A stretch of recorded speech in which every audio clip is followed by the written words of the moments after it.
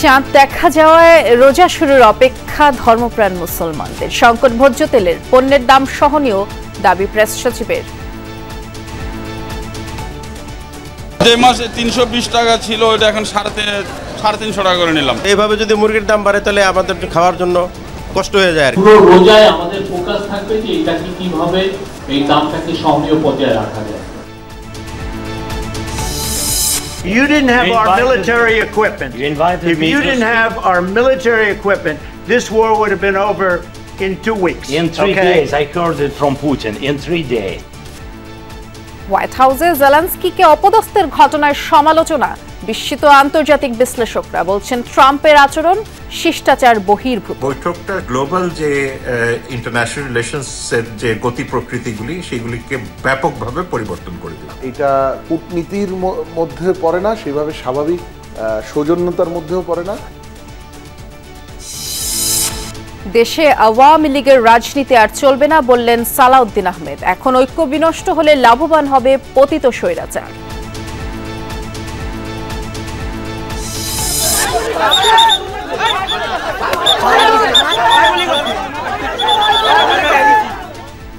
শরীয়তপুরে ডাকাতি করে পালানোর সময় জনতার পিটুনিতে নিহত 2। পাবনায় মহাসড়কে গাছের গুঁড়ি ফেলে যানবাহনে লুটপাট।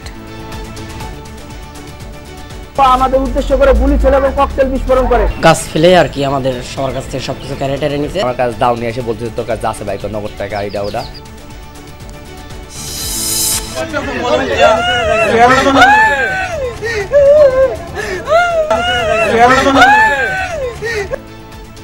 পতেঙ্গায় মাদক সেবনে বাধা দেয় পুলিশ সদস্যের উপরে হামলা। অভিযুক্ত 2 যুবক গ্রেফতার। ছিনিয়ে নেওয়া মোবাইল ও মানিব্যাগ উদ্ধার। ব্রাহ্মণবাড়িয়ার কসবায় বিএসএফের গুলিতে বাংলাদেশি যুবক নিহত।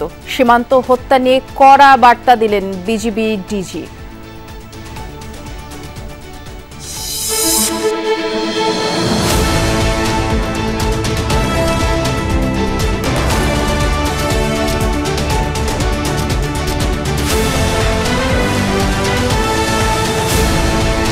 দেশের আকাশে দেখা গেছে পবিত্র রমজান মাসের চাঁদ। কাল থেকে রোজা শুরু। মাগরিবের আজানের কয়েক মিনিট পরে পশ্চিম আকাশে চাঁদের দেখা মেলে। এর ফলে আজ এশার নামাজের সাথে তারাবির নামাজ আদায় করবেন ধর্মপ্রাণ মুসল্লিরা। রমজান মাস জুড়ে সিয়াম সাধনা, ইবাদত বন্দেগীতে সময় কাটান সারা বিশ্বের মুসলমান। আর ত্যাগ সংযমের মধ্য দিয়ে আল্লাহর সন্তুষ্টি অর্জনে সচেষ্ট থাকে মুসলিম উম্মাহ। ইসলাম ধর্মমতে চাঁদ দেখার মধ্য দিয়ে রমজান মাস শুরু হয়।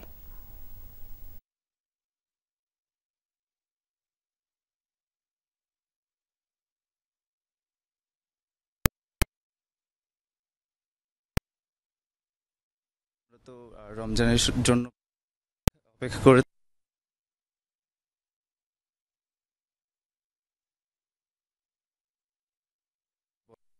অ্যাজ আ মুসলিম আমরা তো রমজানের জন্য পুরো বছর অপেক্ষা করে থাকি। আর আজকে চাঁদ দেখা গেছে, এর মধ্যে দিয়ে আমাদের যে রমজান তা শুরু হয়ে গেল। চাঁদ দেখে আসলে ভালো লাগতেছে। অলমোস্ট 1 বছর অপেক্ষা করার পরে আমরা এই দিনটা বেশি সিয়াম সাধনার যে মাসটা। মুসলমানদের ইবাদত বন্দেগীর এই সময় খুব আনন্দের সময়, সেজন্য আল্লাহর কাছে শুকর আদায় করি। পবিত্র রমজান মাসের চাঁদ দেখার এই বিষয়টি নিশ্চিত করেছে জাতীয় চাঁদ দেখা কমিটিও। চট্টগ্রাম সহ দেশের বিভিন্ন এলাকায় রমজানের চাঁদ দেখা গেছে। আগামীকাল থেকেই শুরু হবে পবিত্র রমজান মাস। ইসলামিক ফাউন্ডেশনের সভাকক্ষে জাতীয় চাঁদ দেখা কমিটির বৈঠক শেষে তথ্য জানিয়েছেন ধর্ম মন্ত্রণালয়ের ইসলামিক ফাউন্ডেশনের সভাকক্ষে জাতীয় চাঁদ দেখা কমিটির বৈঠক শেষে এই তথ্য জানিয়েছেন ধর্ম মন্ত্রণালয়ের উপদেষ্টা ডক্টর আ.ফ.ম. খালিদ হোসেন। দেখা গেছে এমত অবস্থায় আগামী 17 ফাল্গুন 1431 বঙ্গাব্দ 2 মার্চ 2025 খ্রিস্টাব্দ রোববার থেকে 1446 হিজরি সালের পবিত্র রমজান মাস গণনা শুরু হবে। এই মুহূর্তে বাইতুল মোকাররমে আছেন আমাদের সহকর্মী ফয়সাল মাহমুদ। অপেক্ষা করছেন আমাদের জন্য ফয়সাল। যেহেতু কাল থেকে রোজা শুরু, আজ রাতেই তো তারাবির নামাজ, মসজিদে প্রস্তুতি কেমন দেখছেন, নিরাপত্তা ব্যবস্থা কেমন দেখছেন জানাবেন। আহলান ওয়া সাহলান মাহে রমাদান। বৃষ্টি, আপনাকে সব দেশবাসীকে মাহে রমজানের শুভেচ্ছা জানাচ্ছি। কিছুক্ষণ আগেই যেমনটি জেনেছেন, ধর্ম উপদেষ্টা ব্রিফ করেছেন, জানিয়েছেন আগামীকাল থেকেই রোজা শুরু। তো সেই উপলক্ষে কিন্তু আজকে আমরা যেমনটি জেনেছি, ইসলামিক ফাউন্ডেশনের সাথে কথা বলে বাইতুল মোকাররমেই কিন্তু সকাল থেকেই যে মাহে রমজানের যে আনুষ্ঠানিকতা সেটি কিন্তু শুরু হয়েছে। প্রস্তুতির যে কার্যক্রমগুলো ছিল সেটি কিন্তু শুরু হয়েছে। বাইতুল মোকাররম যেহেতু আমাদের জাতীয় মসজিদ, ফলে এখানটায় এই মসজিদকে কেন্দ্র করেই কিন্তু প্রতি বছরই আমরা দেখি বাড়তি একটু উৎসাহ উদ্দীপনা থাকে। এখানে কিন্তু হাজার হাজার লক্ষ লক্ষ মানুষ তারাবির নামাজে অংশ নেন। সেজন্যই সকাল থেকেই কিন্তু এই রমজানের প্রস্তুতি উপলক্ষে কিন্তু আমরা যেমনটি তারা আমাদেরকে জানিয়েছেন যে ধোয়া মোছা সহ মসজিদের পবিত্রতার সকল আনুষ্ঠানিক কার্যক্রম কিন্তু সকাল থেকে শেষ হয়েছেন। তবে এখন পর্যন্ত যেহেতু জানানো হয়েছে রাত 8টায় প্রথম তারাবির নামাজ শুরু হবে, সেজন্য আমরা দেখছি যে মুসল্লিরা কেউ কেউ আসছেন, অনেকেই বিষয়টি ইতিমধ্যেই কিন্তু চাঁদ দেখার যে ঘোষণাটি সেটি কিন্তু অনেকেই জেনেছেন শুনেছেন, তবুও কিন্তু অনেকেই আসছেন এবং তারা নফল নামাজ আদায় করছেন। তবে যে এখনও পর্যন্ত সেভাবে তারাবির নামাজের যে মুসল্লিরা তারা কিন্তু এখনও আসা শুরু করেননি, যেহেতু রাত 8টায় ঈশার নামাজের পরপরই তারাবির সালাত শুরু হবে। সো সে জায়গায় বলা যায় যে তারাবির ঠিক 8টার আগে আগে হয়তো মুসল্লিদের যে তাদের আগমন সেটি কিন্তু ঈশার নামাজের পরপরই আসা শুরু হবে। ঈশার নামাজের আগে আগেই মুসল্লিরা আসতে শুরু করবেন। তবে এখন পর্যন্ত বলা যায় যে সেরকম মুসল্লিরা খুব একটা আসছেননি মসজিদে। নিশ্চয়ই ঈশার নামাজের আগে আগে আসতে শুরু করবেন এবং প্রস্তুতি সম্পর্কে আপনি জানাচ্ছিলেন। ধন্যবাদ ফয়সাল। রমজান এলেই নিত্য পণ্যের দাম বৃদ্ধির পায়তারা শুরু করেন অসাধু ব্যবসায়ীরা। এবারও বেশ কিছু পণ্যের দাম চড়া, তবে বেশিরভাগ গত বছরের রমজান মাসের তুলনায় প্রায় অপরিবর্তিতই। ব্রয়লার মুরগি, গরুর মাংসের দাম কয়েকদিনের ব্যবধানে 20 থেকে 30 টাকা কেজিতে বেড়েছে। সয়াবিন তেলের দাম গত বছরের তুলনায় অপরিবর্তিত থাকলেও বাজারে বোতলজাত তেলের সংকট রয়েছে। বাজার তদারকিতে মাঠে নেমেছে ভোক্তা অধিকারের বিশেষ টিম। রমজান, তাই দোকানে ভিড় বেড়েছে ক্রেতাদের। সংযমের মাস হলেও পরিমাণে বেশি কিনছেন সবাই। সয়াবিন তেল নিয়ে কারসাজি বন্ধ হয়নি, বর্তমান দামে পোষায় না, তাই বাজারে তেল সরবরাহ কমিয়ে দিয়েছে উৎপাদক প্রতিষ্ঠানগুলো। তৈরি হয়েছে কৃত্রিম সংকট। তবে দাম গত বছরের এমন সময়ও একই ছিল। তেলের একটা কৃত্রিম সংকট তারা তৈরি করেছে। বেসিক্যালি 5 লিটার তেলের বোতলের মধ্যে অনেক দোকানে নাই বললে চলে, কেউ বলে একটাই আছে, এটাই শেষ পিস। ডিলারদের কাছে তেল নেই, আমরা অর্ডার কাটতেছি কিন্তু আমাদের সময় মতো মাল দিচ্ছে না। যখন সরকার তাদের ন্যায্য দাম দেয় না, হয়তো বা এই কারণে এরা তেল দেয় না, গোডাউনে তেল আটকে রাখে, দোকানদার তেল পায় না, আমরা কাস্টমারে দিতে পারি না। মাংসের বাজারে বেড়েছে ক্রেতা। গরুর মাংস বিক্রি হচ্ছে প্রায় 800 টাকায়। দুদিন আগেও কেজি ছিল 750। বেড়েছে খাসির মাংসের দামও, প্রতি কেজি 1300 টাকা। গত রোজার শুরুতে সবচেয়ে বেশি অস্বস্তি ছড়িয়েছিল ব্রয়লার মুরগির বাজারে। এবার কেজিতে 20 টাকা কম, তবে সেটাও গত কয়েকদিনের মধ্যে বেড়ে বিক্রি হচ্ছে 210 টাকায়। চাহিদা আছে না খাসি খাওয়ার, বেশি হয়ে গেছে, এই জন্য নিজেও কিনতে পারি না। গরুর মাংসের দাম ছিল 750, এখন পবিত্র মাহে রমজান উপলক্ষে 780 টাকা। এইভাবে যদি মুরগির দাম বাড়ে তাহলে আমাদের খাওয়ার জন্য কষ্ট হয়ে যায় আর কি। 80-90 ব্রয়লার, সোনালি 270-80। এখন রোজার কারণে বাজারের কারণে 10-20 টাকা বাড়ছে। কাস্টমারও তো আপনার মনে সীমিত আকারে, কিন্তু রেটও সীমিত থাকে। 2-3 দিনের ব্যবধানে চাষের কই, শিং, রুই মাছের দাম কেজিতে 20 থেকে 50 টাকা বেড়েছে। নদীর রুই, বোয়াল, চিংড়ি মাছের স্বাদ নিতে চাইলে ক্রেতাদের গুনতে হবে 1000 টাকার উপরে। পাঙ্গাস ও তেলাপিয়ার কেজিও 200 টাকার বেশি।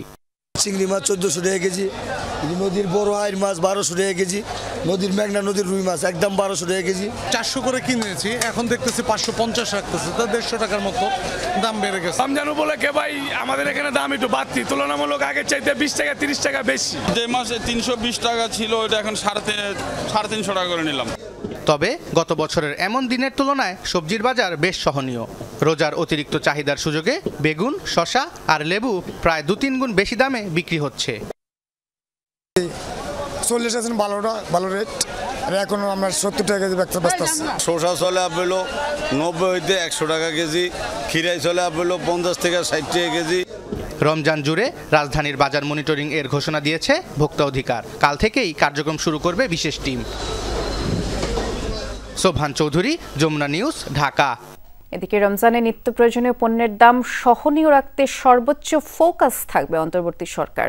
তবে গত রমজানের চেয়ে এবার পণ্যমূল্য অনেকটা সহনীয় পর্যায়ে আছে বলে প্রধান উপদেষ্টার প্রেস সচিব শফিকুল আলম দাবি করেছেন। বিকেলে এক সংবাদ সম্মেলনে তিনি বললেন, শিক্ষার্থীদের নতুন দলের আত্মপ্রকাশ অনুষ্ঠানে আসা বাস রিকুইজিশন নিয়ে সরকারের কোনো ভূমিকা ছিল না। সরকারের কাছে সব দলই সমান বলে দাবি করেন তিনি। রাজধানীর ফরেন সার্ভিস একাডেমিতে প্রধান উপদেষ্টার প্রেস উইংয়ের সংবাদ সম্মেলন। এতে উঠে আসে আইনশৃঙ্খলা পরিস্থিতি সহ সমসাময়িক ইস্যু। আইনশৃঙ্খলা পরিস্থিতি পুরো রমজান জুড়েই আরো ইমপ্রুভমেন্ট আপনারা দেখবেন। প্রেস সচিবের আশ্বাস, রমজানে নিত্য প্রয়োজনীয় পণ্যের দাম সহনীয় থাকবে, সয়াবিন তেলের সংকট থাকবে না বলেও দাবি করেন তিনি। পুরো রোজাতে ইন্টারিম গভর্নমেন্টের ফোকাস থাকবে দাম কিভাবে সহনীয় পর্যায়ে আনা যায় এবং সে লক্ষ্যে কিছু কিছু পণ্যের আরো যাতে সরবরাহ বাড়ানো যায়। বিশেষ বোতল সয়াবিন তেলের ক্ষেত্রে আমাদের সর্বোচ্চ চেষ্টা আছে যে এইটার সরবরাহ যাতে এখন ঠিক পর্যায়ে আসে। শিক্ষার্থীদের নতুন দলে যোগ দিতে পিরোজপুর থেকে বাস রিকুইজিশনের ঘটনায় অন্তর্বর্তী সরকারের কোনো ভূমিকা ছিল না বলেও দাবি করেন শফিকুল আলম। যারা আহত হয়েছিলেন জুলাই আগস্টের গণঅভ্যুত্থানে এবং যারা দুইটা নিহতদের পরিবার তারা সবাই এসে তাদের কাছে রিকোয়েস্টটা করেছিলেন। সেই রিকোয়েস্টের প্রেক্ষিতে এবং এক ধরনের প্রেশারের প্রেক্ষিতে তারা 5টি বাস রিকুইজিশন করাতে হেল্প করেন, কিন্তু এই বাসগুলোর কোনো ধরনের কোনো পেট্রোলের খরচ বা এটা যাতায়াতের খরচ কোনো খরচ এই ডিসি অফিস থেকে দেওয়া হয়নি। এক প্রশ্নের জবাবে শফিকুল আলম জানান, নির্বাচনের রোডম্যাপ আগেই ঘোষণা করেছে অন্তর্বর্তী সরকার। বিএনপি হয়তো নির্দিষ্ট তারিখ নিয়ে কথা বলছে। খুব শিগগিরই জাতীয় ঐক্যমত্য কমিশনের সঙ্গে রাজনৈতিক দলগুলোর আলাদা বৈঠক শুরু হবে। বিএনপি যেটা চাচ্ছেন হয়তোবা যে এক্সাক্ট একটা ডেট চাচ্ছে। সংবাদ সম্মেলনে পাবনার সাথিয়ায় গণডাকাতির ঘটনাকে গণমাধ্যমে অতিরঞ্জিত বলে দাবি করেন প্রধান উপদেষ্টার ডেপুটি প্রেস সচিব আজাদ মজুমদার। এই বিষয়ে যখন আপনারা কখনো কোনো রিপোর্ট লিখবেন সেটা আপনারা একটু যাচাই বাছাই করে দেখবেন, কারণ কোনো ঘটনা যদি অতিরঞ্জিতভাবে আসে তাহলে সেক্ষেত্রে আসলে আইনশৃঙ্খলা রক্ষাকারী বাহিনী যারা আছেন তাদের কাজ করতে হবে। তাহিদ মিথুন, যমুনা নিউজ, ঢাকা। রমজান উপলক্ষে বিশেষ নিরাপত্তা ব্যবস্থা গ্রহণ করেছে মহানগর গোয়েন্দা পুলিশ। রাজধানীর চিহ্নিত সন্ত্রাসী বাহিনীর বিরুদ্ধে শুরু হতে যাচ্ছে অল আউট অ্যাকশন।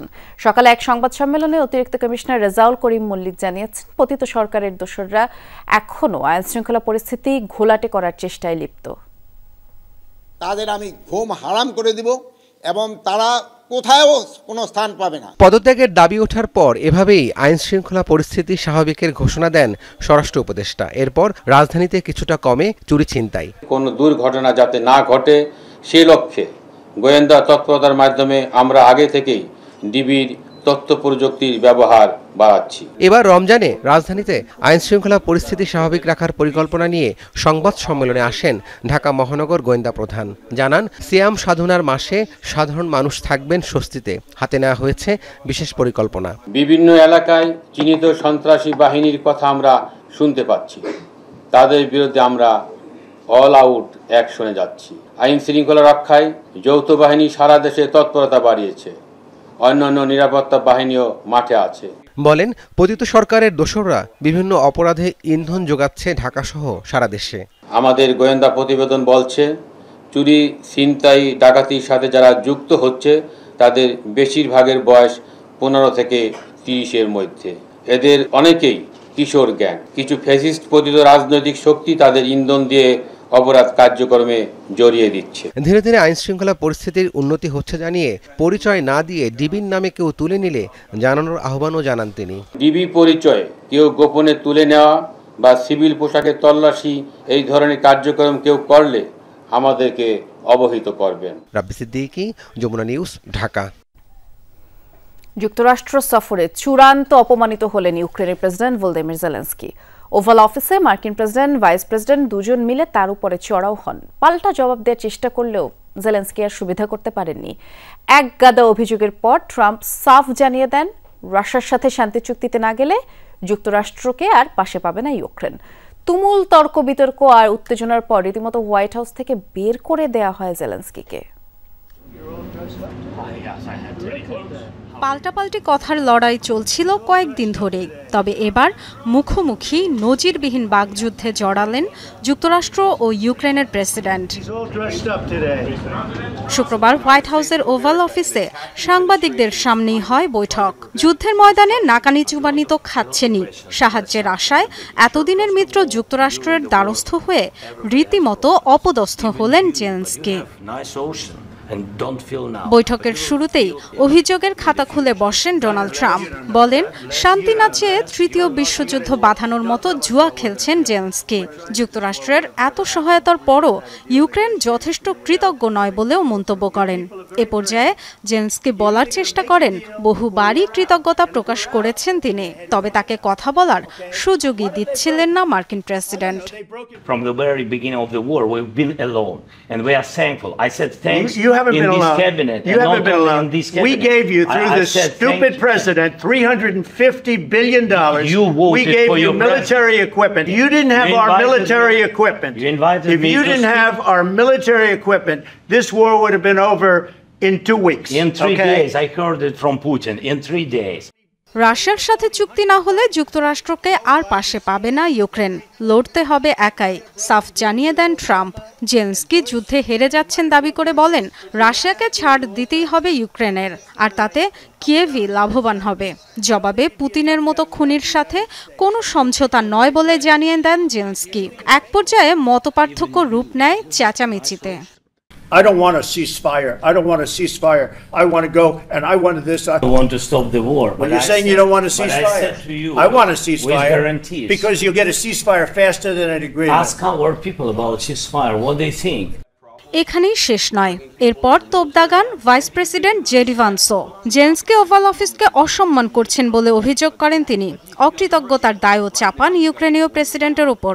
ট্রাম্প ভ্যান্সের দ্বৈত আক্রমণের শিকার হয়ে নাজেহাল দশা হয় জেলেনস্কির।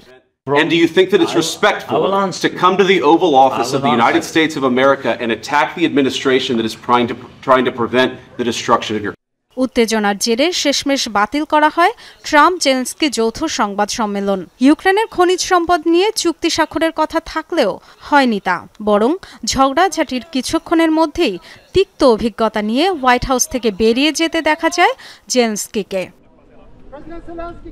ডরথি তাস্ট্রিন, Jamuna news. Ukraine president Volodymyr জেলেনস্কির সাথে ওভাল অফিসে মার্কিন প্রেসিডেন্টের এই আচরণ অনাকাঙ্ক্ষিত ও শিষ্টাচার বহির্ভূত বলেই মনে করছেন বিশ্লেষকরা।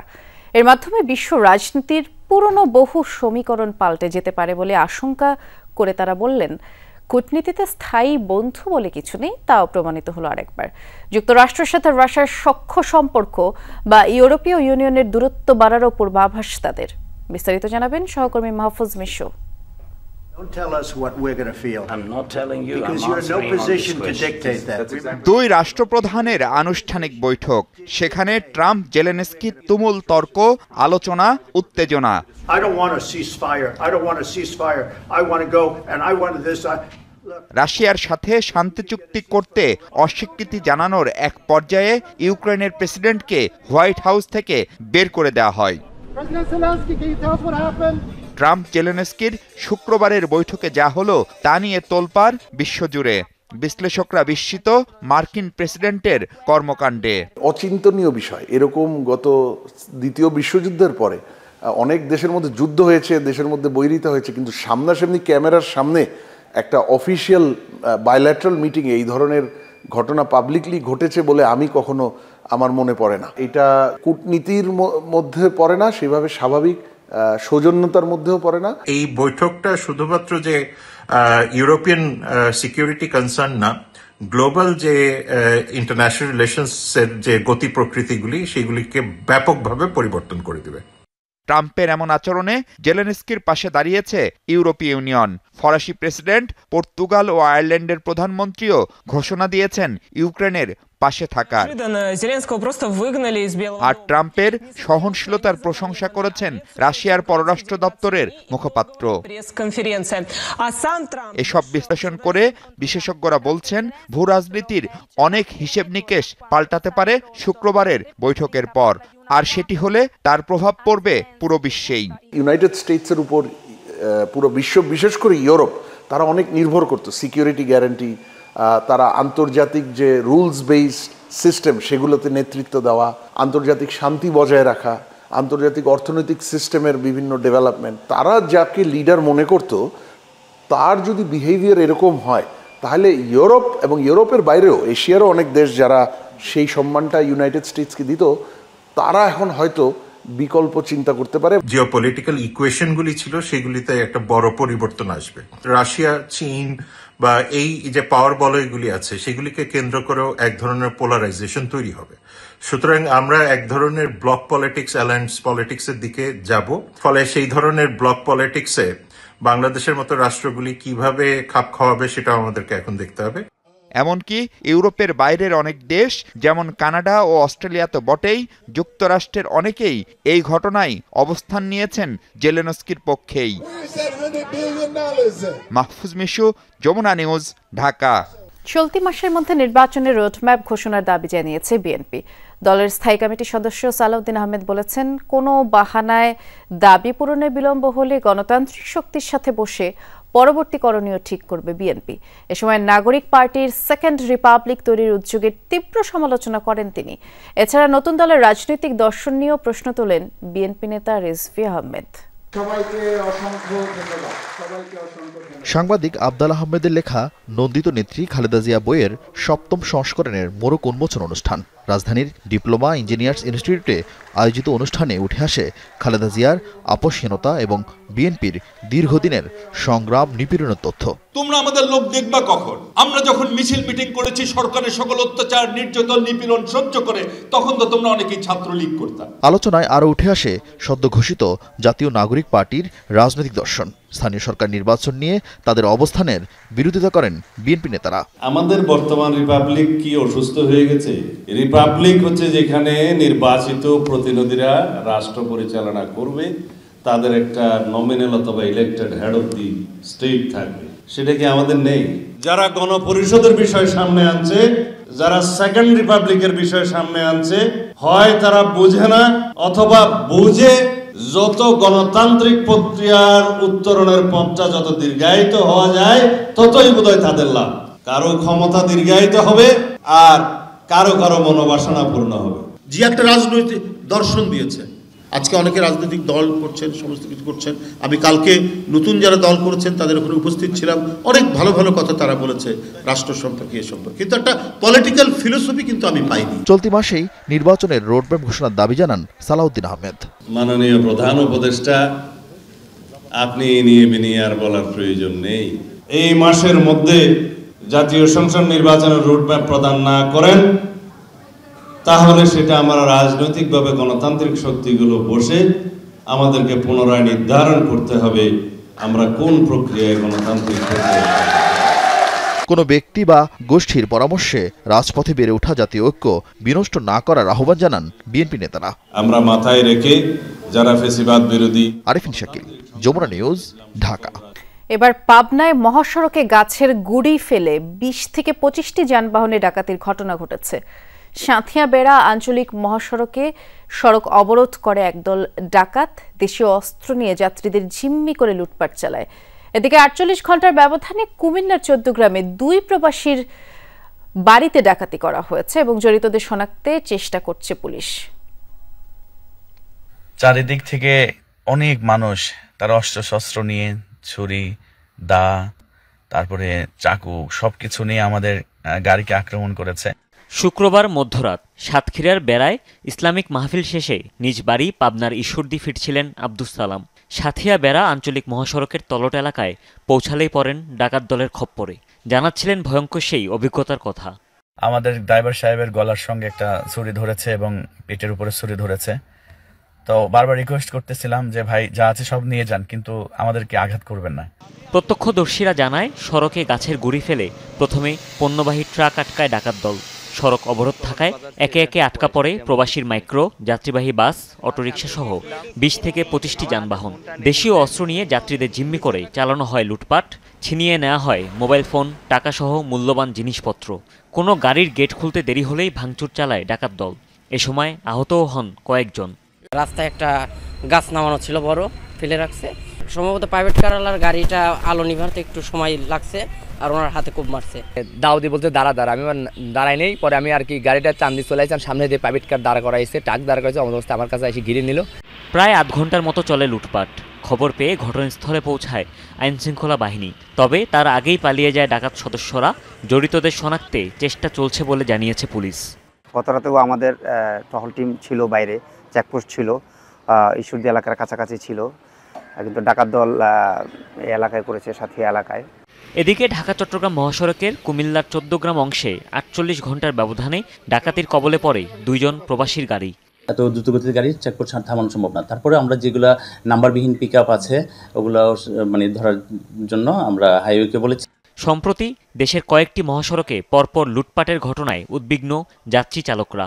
গুরুত্বপূর্ণ পয়েন্টগুলোতে টহল বৃদ্ধির তাগিদ ভুক্তভোগীদের। হুমায়ুন রশিদ, যমুনা নিউজ। শরীয়তপুরের কীর্তিনাশা নদীতে ডাকাতির সময় গণপিটুনিতে নিহত হয়েছে 2 ডাকাত। শুক্রবার রাত 11টার দিকে কীর্তিনাশা নদীর তেতুলিয়া এলাকায় এই ঘটনা ঘটেছে এবং পুলিশ জানিয়েছে রাতে মাদারীপুরের রাজারচর এলাকায় বালখেটে ডাকাত দল হানা দিলে তাদেরকে স্থানীয়রা ধাওয়া দেয়। ডাকাতরা স্পিড বোটে পালিয়ে শরীয়তপুরের তেতুলিয়া এলাকায় আসলে স্থানীয়রা তাদের আটক করে। এ সময় ডাকাতরা হাতবোমা, এলোপাতাড়ি গুলি ছুঁড়লে বেশ কয়েকজন আহত হয়। পরে ডাকাত দলের 7 জনকে গণপিটুনি দিয়ে পুলিশে সোপর্দ করে স্থানীয়রা। গুরুতর আহত অবস্থায় সদর হাসপাতালে নিলে 2 জনকেই মৃত ঘোষণা করেন চিকিৎসক। এদিকে ডাকাতদের ছোড়া গুলিতে আহত 2 জন সদর হাসপাতালে ভর্তি, অবস্থা আশঙ্কাজনক হওয়ায় 2 জনকেই ঢাকায় পাঠানো হয়েছে। পতেঙ্গা সৈকতে মাদক সেবনে বাধা দেয় এক পুলিশ কর্মকর্তাকে মারধরের অভিযোগ উঠেছে। শুক্রবার রাতেই অভিযান চালিয়ে তাফসির ইমাম ও সাইমন নামের 2 যুবককে গ্রেফতার করেছে পুলিশ।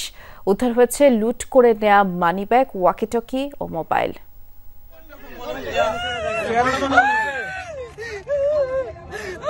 চট্টগ্রামের পতেঙ্গায় দায়িত্বরত পুলিশ সদস্যের এমন অসহায়ত্বের চিত্রই ফুটে ওঠে ভাইরাল হওয়া ভিডিওতে।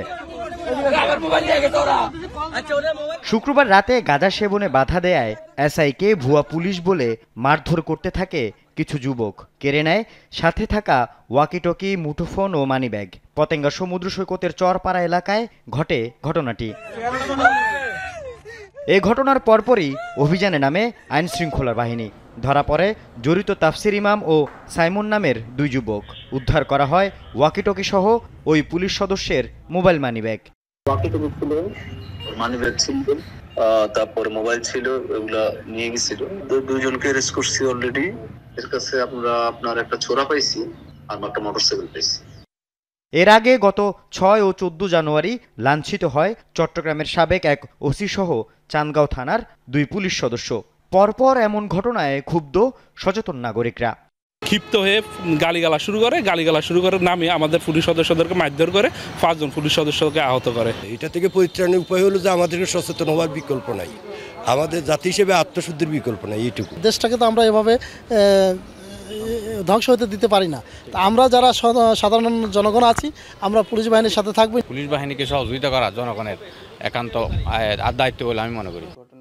মব জাস্টিসের নামে আইন নিজের হাতে তুলে নেয়া এবং পুলিশের উপর হামলার ঘটনায় আইন শৃঙ্খলা পরিস্থিতি ভেঙে পড়তে পারে বলে মন্তব্য করেছেন নগর পুলিশের এই কর্মকর্তা।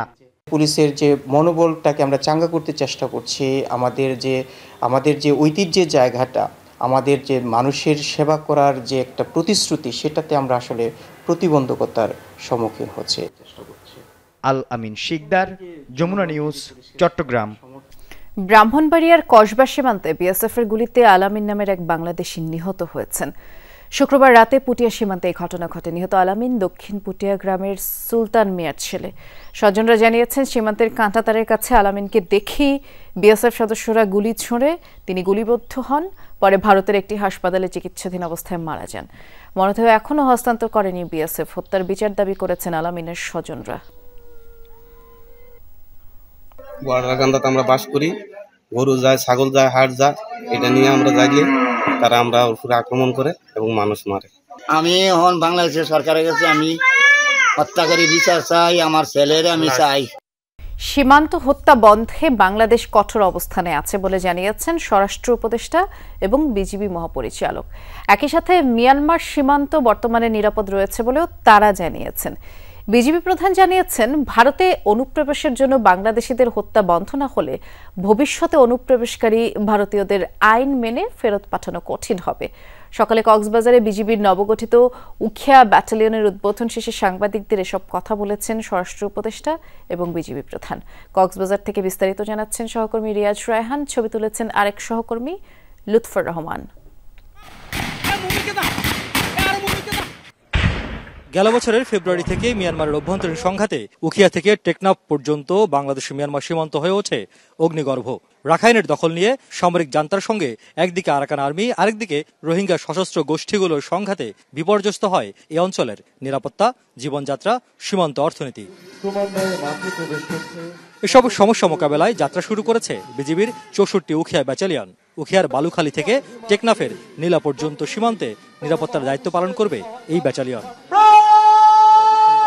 সকালে বাহিনীর কক্সবাজার রিজিয়নে পতাকা উত্তোলনের মাধ্যমে ব্যাটালিয়নের আনুষ্ঠানিক উদ্বোধন করেন স্বরাষ্ট্র উপদেষ্টা।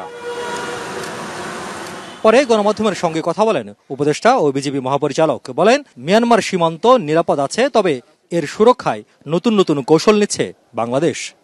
আমরা এখনো অফিসিয়ালি কোনোটা কিন্তু ডিক্লেয়ার করা হয়নি, কিন্তু এই জন্য আমাদের দুজনের সাথেই আমাদের একটা সুসম্পর্ক রাখতে হচ্ছে এবং আপনার সীমান্ত নিরাপদের জন্য।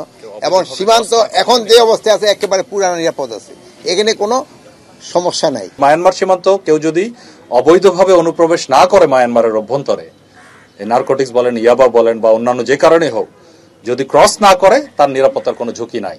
নিরাপত্তার যদি কোনো ঝুঁকি থাকে সেটা সেই নিরাপত্তা দেওয়ার জন্য আমরা বিজিবি তৈরি আছি এবং বিজিবি আমরা we are well equipped for that. প্রসঙ্গ আসে সীমান্ত হত্যার। নানা আশ্বাসের পরও সীমান্তে বিএসএফ এর হাতে বাংলাদেশি হত্যার ঘটনা থামছে না, ঘটছেই। হত্যার ঘটনা ঘটেছে শুক্রবারও। এ নিয়ে কড়া অবস্থানের কথা জানান বিজিবি প্রধান। বটম লাইন হলো ভেরি ক্লিয়ার মেসেজ, আমরা বলেছি যে এটা কোনোভাবেই কাম্য নয় এবং এটা মেনে নেওয়া যায় না। এবং এটা যদি মেনে নেই তবে ভবিষ্যতে ভারতীয় অনুপ্রবেশ যারা করে তো তাদের প্রতিহত আমরা সুন্দরভাবে নিয়মের মধ্যে আমরা যে তাদেরকে গ্রেফতার করে হস্তান্তর করি সেটা কতটুকু আর করা যাবে। আমাদের এদিক থেকে যত যাই হোক, অবৈধ অনুপ্রবেশকর যাই হোক, হত্যা কোনো চূড়ান্ত একটা সমাধান হতে পারে না। এদিন উখিয়া ব্যাটালিয়নের পাশাপাশি guard police battalion, K9 training centre ও পিলখানার স্টেশন সদর দপ্তরেরও উদ্বোধন করা হয়। নবগঠিত এই ব্যাটালিয়নের মাধ্যমে বিজিবি উখিয়া সীমান্তে আরো বেশি সামর্থ্যের পরিচয় দিতে সক্ষম হবে বলে মনে করছেন কর্মকর্তারা। পাশাপাশি এই যে মানব পাচার, মাদক সহ নানা অপরাধ সংঘটিত হচ্ছে এবং মিয়ানমারের অভ্যন্তরীণ সংঘাতের কারণে নিরাপত্তার শঙ্কা তৈরি হয় মাঝে মধ্যেই এই মিয়ানমার সীমান্তে, সেটিও অনেকাংশে প্রশমন করা সম্ভব হবে নবগঠিত এই ইউনিটের মাধ্যমে। রিয়াজ রায়হান, যমুনা নিউজ, কক্সবাজার। আর এ ছিল আজকে সন্ধ্যার বাংলাদেশের আয়োজনে। সাথে থাকার জন্য ধন্যবাদ।